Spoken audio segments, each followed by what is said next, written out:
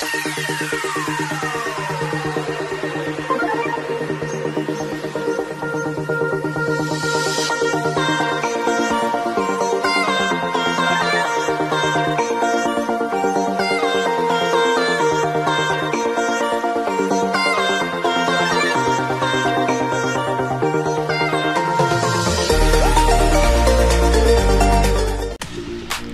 everyone! I'm Teacher Margie.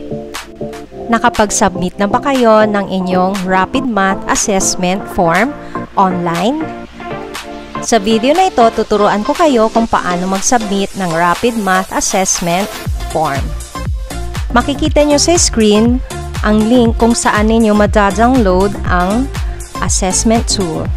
Kung tapos nyo na ang summary ng assessment tool, pwede nyo nang isubmit sa link na ito na nakalagay sa ating screen.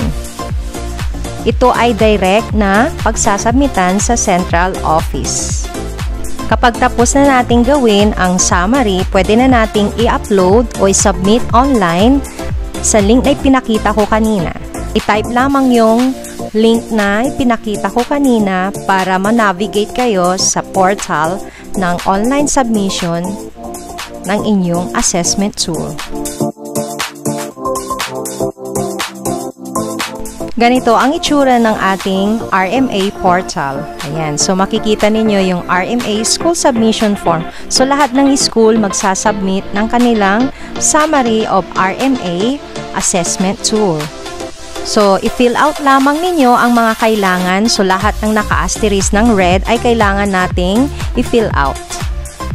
Ang kagandahan ng portal natin ngayon na 2024 RMA School Submission is madali na tayong mag-submit ngayon kasi hindi na katulad ng dati na mano-mano tayong nag-i-encode. Ngayon, i-upload na lang yung summary ng tool at pwede na tayong matapos agad.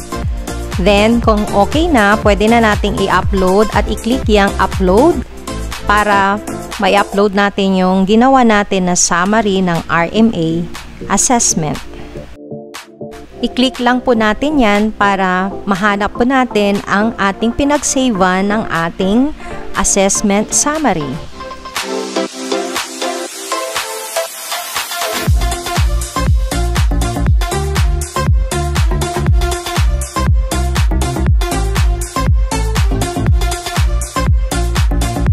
Then, hintayin lang natin na maging successful ang uploading ng ating file.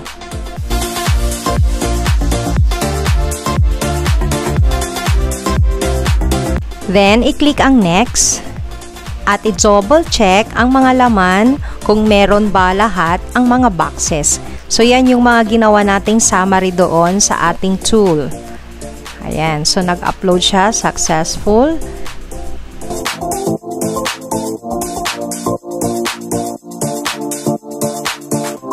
Then, i-click na natin ang button na Submit.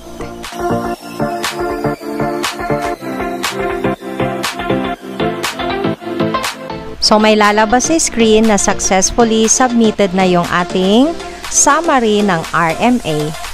Kung meron kayong pagkakamali doon sa ating tool, pwede nyo ulit itong i-resubmit para maayos yung sagot ninyo doon sa summary. Sana nakatulong itong video na ito para makapag-submit na rin kayo online ng inyong school summary ng RMA. Maraming salamat!